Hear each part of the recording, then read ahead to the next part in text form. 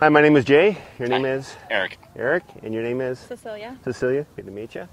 We're up here on Mount Helix in La Mesa, California today, and we're out here on Father's Day. And we're out asking the big question of people. What do you guys think happens? What happens to you after you die? Your eyes go closed, and what happens next? Something or nothing? No idea. I've always gravitated more towards nothing, just based on what I see in nature. But yeah, that's my best guess, I guess. Okay.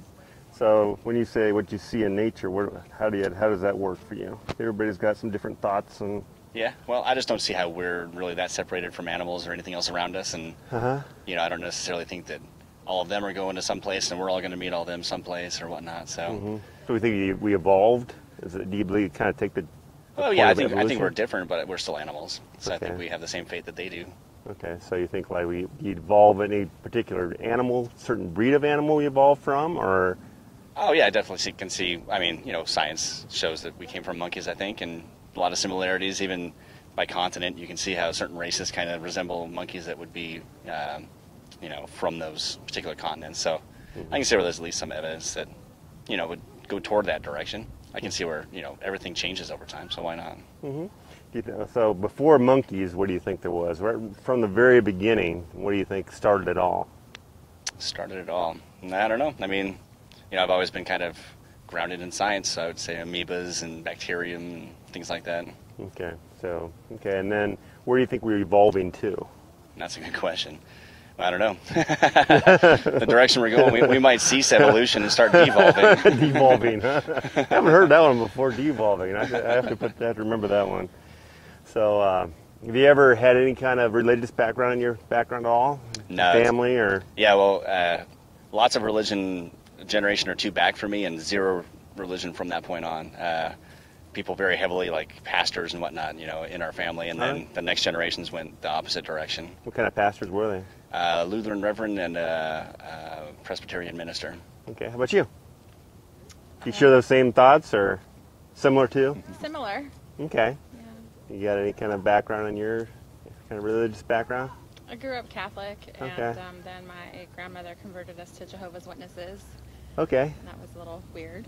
Uh-huh. And now there's just nothing there. So you had a experience that kind of made you really kind of, oh, what is this all about? Yeah, pretty much. We're all on a journey of sorts, right? Sure. You know, we've all had different childhoods and brought up different ways, and I kind of am a firm believer in that a day that goes by you don't learn something new is a day wasted, right? We're always learning something, right? Yeah. Reading it, watching it, seeing it happen. And I had a different upbringing than you guys. She had a different upbringing than you guys. I'm a Christian, just so you know. My wife here is a Christian as well. And so I didn't have a strong upbringing in church. I wasn't someone that went to church every day as a youth. I believed in God, but it wasn't until my adult years that I really started grasping it. And then in 2007, I grasped it even harder. And it was like kind of one of those life-changing things that happen to you that made you really sit back and think and look at it and go, wow, I don't have control over all this. There's got to be a supreme being to all this. And let me tell you about that. On November 6th of 2007, right after the 2007 wildfires, do you remember those in San Diego? I was near that point. Okay. They had fires everywhere. Just fires, Hummel, fires up North County, just the whole city was on fire just about. It was right after those fires, my wife and I had a kind of a life-changing event happen to us. We lost an 18-year-old son in a car accident. We lost him suddenly. We didn't get to say goodbye. Just, bam, it happened. Kind of like we were talking about earlier, you just don't know. It's like one of those experiences. He had just graduated from high school. He just started his freshman year in college at Mesa College up north here.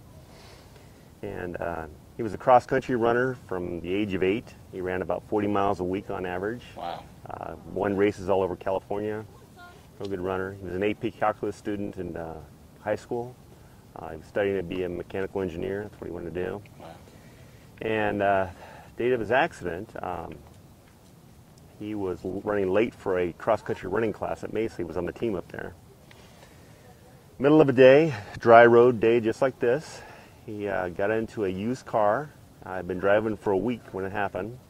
And he headed up the 94 West Freeway here, going about 90 plus miles an hour, trying to get to school on time. And no drugs or alcohol in his system. They did an autopsy in his body. But the unusual part is where he passed away. He passed away in the backyard of that house with a white cross on it.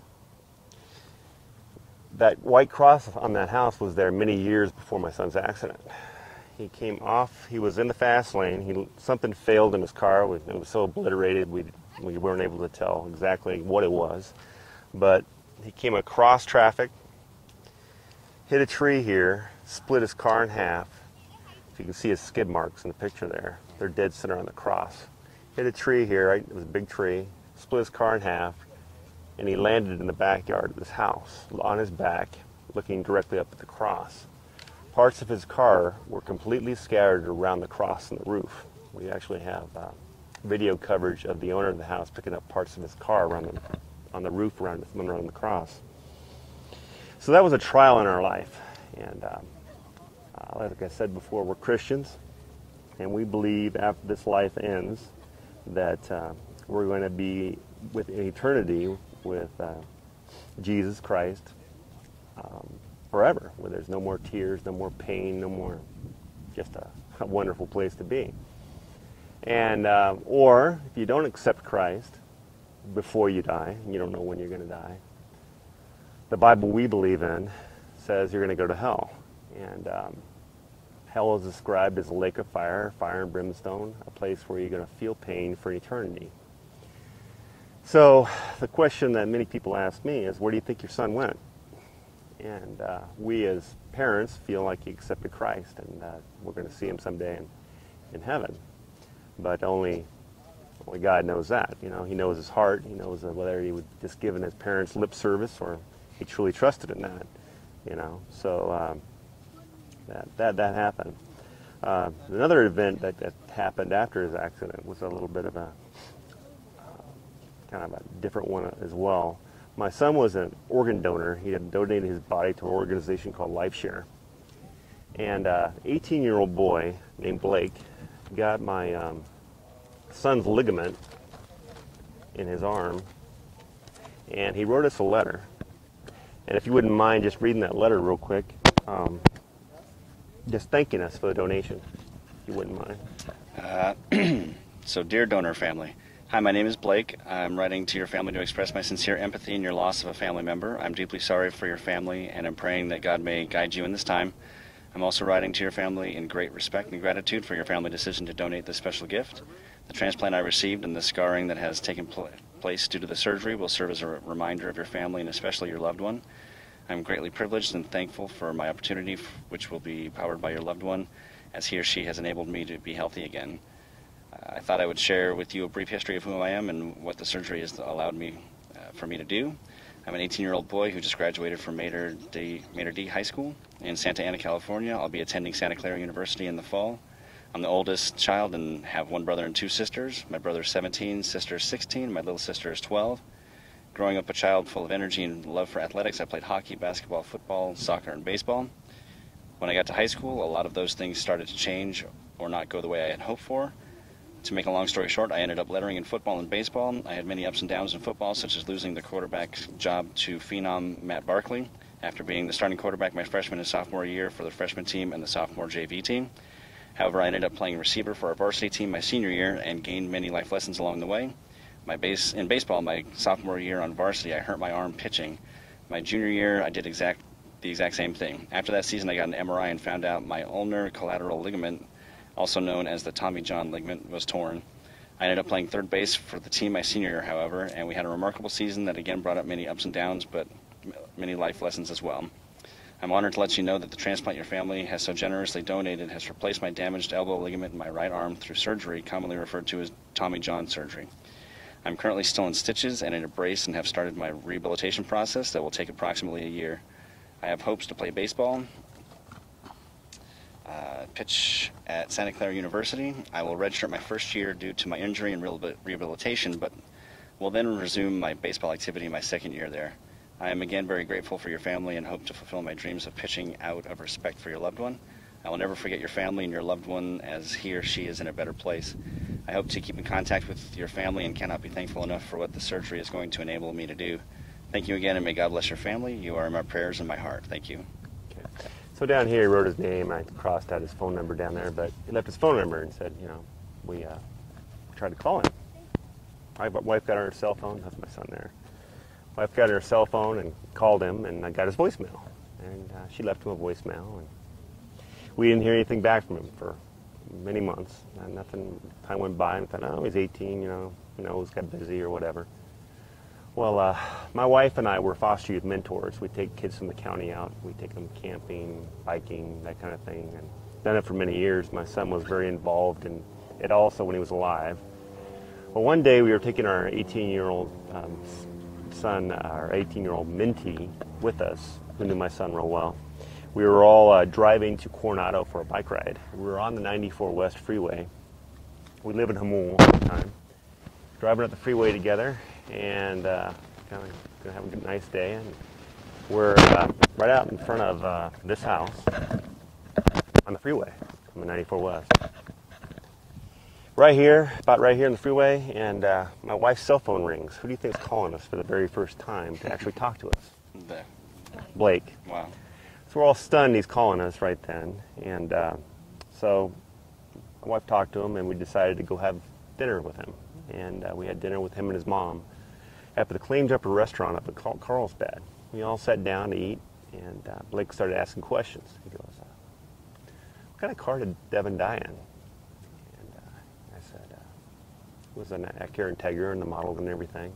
And he goes, I drive that same car. So then we were talking to his mom. And his mom, she tells us that she's a CASA, which are like foster youth mentors. They take kids from the county out and they shop with them and that kind of thing. Right. So all this stuff was hooking up, okay? And we believe that God's involved in our life all the time. And we believe that right now he sees our conversation. He wants you guys in heaven. He could force it upon you. I believe, God that put everything together up here could certainly force a belief on you if he wanted to.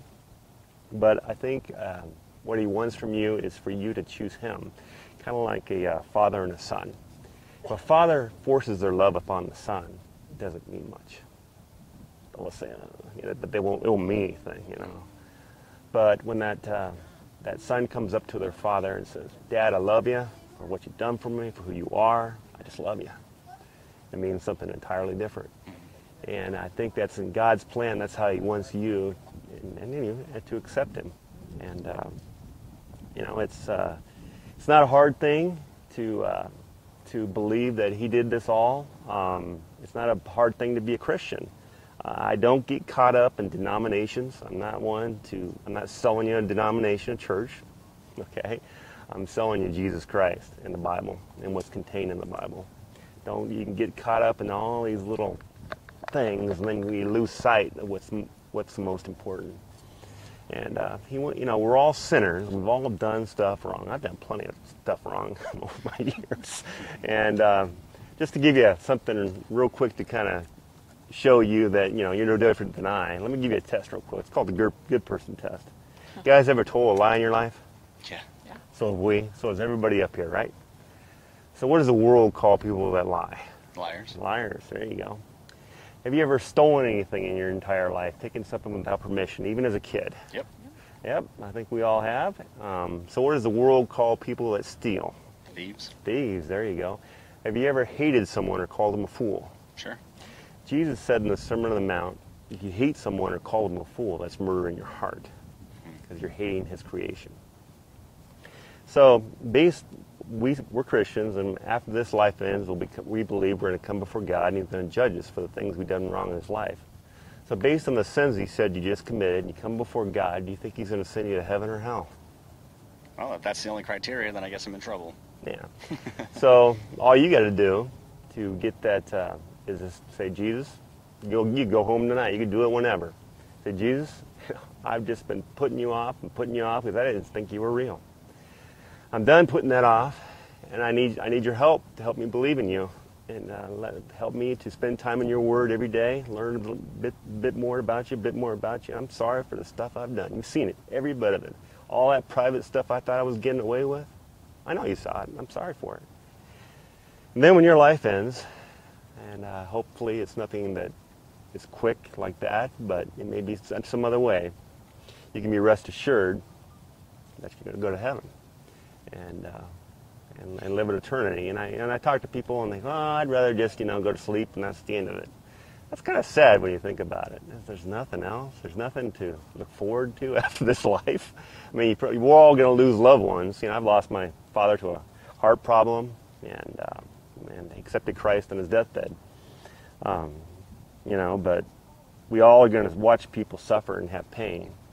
And when you lose, I don't know if you've lost anybody close before, but to watch that, you go, boy, I hope I see him again. What a great thing to think. I want to see him again. I mean, and to grab hold of a belief like that just makes sense to me. It just does. Rather than traveling through this life and just doing whatever, whether it be stealing cars or lying to people or whatever, and think that's okay. We're going to make that. When I say, after you become a Christian, you're not going to make mistakes? You are going to still make mistakes, but the difference is God's grace is going to come upon you, and he's going to work with you, and his Holy Spirit will work on you to help you recognize what is right and what's wrong, to help you make those right decisions in life. You guys got kids yet? Are you married? I didn't ask you that question. No, we're not married. Okay. Well, someday maybe you'll get married, and you're going to have kids, and think about that small child that you'll raise into a world that's filled with stuff that you see out there today. And having them grounded in good moral standards that hopefully will keep them from going those directions. I think that he needs all the ammunition he can get to survive in this world today. As it's going along, you said devolving. Yeah, it's devolving, all right. Mm-hmm. Anyway, that's all I wanted to share with you today. You guys have any questions for me? I don't think so. I thank you for your time. And a couple of things I want to show you right at the end here, kind of those things that make you think. And this is my son's newspaper article, San Diego Tribune, November 7th. That's his car. Wow. 18-year-old driver killed when a car slams into a tree. So you drive on this 94 West, you come around the corner by In-N-Out Burger over here, you get in the College Grove Center, you'll see the house is still there. I'll pretty sure it was there. And paper there. And then, you guys ever heard of laminin? Google it when you get home, if you got internet access at home. What this is what holds all your cells in your body together. This is a microscopic view of everything. It's like a glue that holds everything together. Mm-hmm. It's amazing that your body has little crosses all over it. And when I think of this, I think about a Bible verse that's in the Bible. It's Colossians 1:15 through 17. The Son is the image of the invisible God, the firstborn over all creation. For in him all things were created, things in heaven and on earth, visible and invisible, whether thrones or powers or rulers or authorities, all things have been created through him and for him. He is before all things, and in him all things hold together. And he uses a cross within our bodies to hold us together. Because he knows our flesh is sin. It's sinful. We were born into a sinful world. If it's one of those things, Do I know for sure? No. But it's just one of those things that make you kind of think. The other thing is, up in the Hubble telescope, took this picture in the Whirlpool Galaxy. And it's a cross there. Do I know? God created everything, right? That's my view. This is one of those things you do a Google search, you'll see the Hubble telescope took that picture in the Whirlpool Galaxy. Just things that'll kind of leave you with little tidbits. Sure. I'll give you my card, and let's see. Got this one for you. You can keep that one and one other one. This is where we'll stick your video. It's called racetoheaven.com. There's a story of my son in the back and a picture of him. But I thank you for your time, and God bless you both. I pray that, you know, whether it's today or you put it off for a while, you just got to explore a bit. Maybe just kind of opening God's Word. I don't know if you've ever read the Bible cover to cover. Give it a read. Maybe take 10 minutes out of your life a day. Just say, I'm going to do this. And work yourself through it. Maybe find a good Bible-believing church. One where the pastor gets in front of his congregation and reads out of the Word of God. Not one that's up there going, you know what, you're going to get rich if you believe this stuff, or, you know, some other scandalous thing that you wonder about. There's plenty of those churches out there. Oh, sure. But how do you know which Bible's the right one? They have so many Bibles out there, so many different versions, and which one, who's to say that one is, you know, the correct one and the other one isn't? Well, there's different, just like there's different languages out there. There's one Bible, there's one Holy Bible. There's a Catholic Bible that had added books to the Bible. But there's one, the King James Bible is one version that is reliable. It traces back, and you can actually see it from. You can do a historical. That's one thing you guys should look at. You can go up on the internet and actually research that. Show me. There's pro and there's con. You know, it depends on who you're reading, but you got to read enough or do enough research on it for yourself to make you really latch on to that. A good website you might want to look at is The Way of the Master. It has some really good, thewayofthemaster.com. You know who the actor Kirk Cameron is? Mm-hmm. He's involved with it. But a lot of these questions you're asking are up there in that website. And you can kind of go, oh, okay, that makes sense. And I guess if it's kind of like if one of your friends suddenly told you something today that was unbelievable, you probably wouldn't believe it until you put your eyes on it or went up there for yourself and saw it. Yep. So if today you jumped on an airplane and went to Jerusalem in Israel and saw those things that are contained in the Bible, because they're all there, and it may change some views of you. But, you know, how many people have that time or that kind of money go do that kind of thing? They just don't do it. But it's kind of exploring, and, you know, we're on a journey. Met you guys here today. I believe I met you for a reason. You can take it or leave it or do nothing with it. That's really up to you guys. But I encourage you guys to give it a closer look. Okay? All right? God bless you both. All right. Bye-bye. Bye-bye.